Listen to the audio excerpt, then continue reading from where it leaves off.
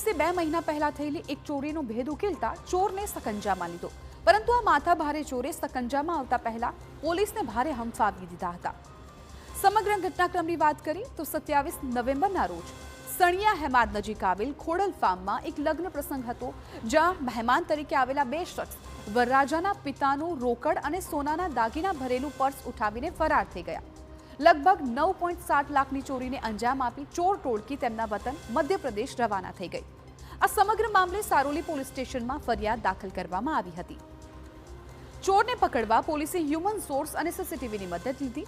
આખરે એક ચોર મધ્યપ્રદેશના રાજગઢ જિલ્લાના કડિયાસી ગામમાં હોવાની પોલીસને બાતમી મળી। સ્થાનિક પોલીસની મદદથી સારોલી પોલીસ આરોપીને ઝડપવા માટે પહોંચી તો પોલીસથી બચવા આરોપી ભાગ્યો અને ધરપકડથી બચવા આરોપી બિલ્ડિંગની ટેરેસ પર ચડી ગયો। ચોરે પોલીસને ભારે હંફાવી અને આખરે ભારે સમજાવટ બાદ તે નીચે ઉતરી ગયો। અમને હ્યુમન ઇન્ટેલિજન્સ અને ટેકનિકલ સર્વેલન્સના આધારે ખબર પડી કે આ બે ઇસમ છે પર્સ ચોરી કરી અને મધ્યપ્રદેશ ખાતે ગયે છે।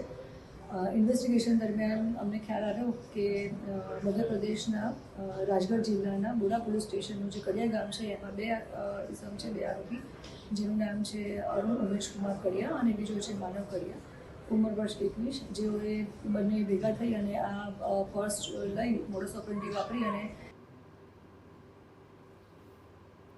પોલીસે ઘરેણા અને રોકડ સહિતનો તમામ 9.7 લાખનો મુદ્દામાલ જપ્ત કર્યો। ઉલ્લેખનીય છે કે ચોરીને અંજામ આપતા પહેલા આરોપીએ પૂરી રેકી કરી હતી, ત્યારે લગ્ન લઈને બેઠેલા પરિવારો માટે પણ આ ઘટના લાલબત્તી સમાન છે। સામાજિક પ્રસંગોમાં સતર્ક રહેવું પણ એટલું જ જરૂરી છે।